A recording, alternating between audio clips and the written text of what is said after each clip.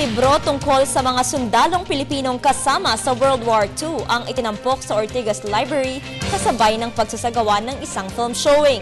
Ito ay dahil sa paggunita ng Araw ng Kagitingan bukas. Para sa detalye, balitaan mo kami, Julius de Samburon. Isang dokumentaryong tungkol sa kabayanihan ng mga sundalong kasama sa World War II ang ipinalabas sa Ortigas Library kasabay ng paggunita sa Araw ng Kagitingan. Ito ay pinamagatang Forgotten Soldiers na nagawa at pinroduce ng Filipinong si Donald Plata. At may narration ng sikat na Hollywood star at half-Filipino na si Lou Diamond Phillips. Sumisentro ito sa mga Filipino-American forces na lumaban kontra sa mga Hapon sa Corregidor, Bataan. Kasamang mga nanood ang mga veterano ng nasabing digmaan at ilang mga kamag-anak. Well, April is a holiday, the fall of Bataan. But usually, people no longer know what that means. It's just a holiday.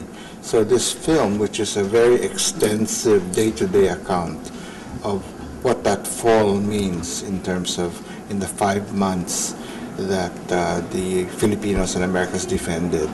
Naaalala pa ni Cynthia Quirino ang mga pangyayari noong panahon ng digmaan kung saan kasama ang kanyang ama at dito siya ay naging emosyonal. Volunteered when the war broke out. He joined the Philippine Constabulary under the USAFE, so maybe he was part of all that as well. He was not in the cavalry, just in the army. And, well, you know, it just brought back, I remember my father. Naniniwala naman si Benito Ligarda na hindi dapat kalimutan ang kasaysayan dahil ito ang nagsisilbing basihan ng mga naging sakripisyong dinanas ng mga Pilipino lalo na nang maganap ang Death March. It's good to bring these things to the attention of the present generation because some people don't know that other men can be so cruel. But these things happen. I mean, the bayoneting and the torture and the starvation, all of this happened. Bukod dito, may mga libro at mga larawan ding dinidisplay sa loob ng Ortigas Library na nagpapakita ng madugong kasaysayan kasama ang mga kawal na Pilipino. These are people who come to the library.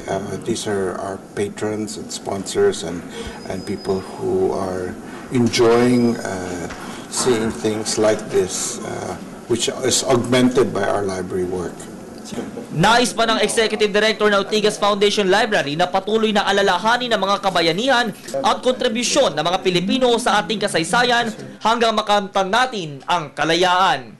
Para sa Telebisyon ng Bayan, Julius de Samburon.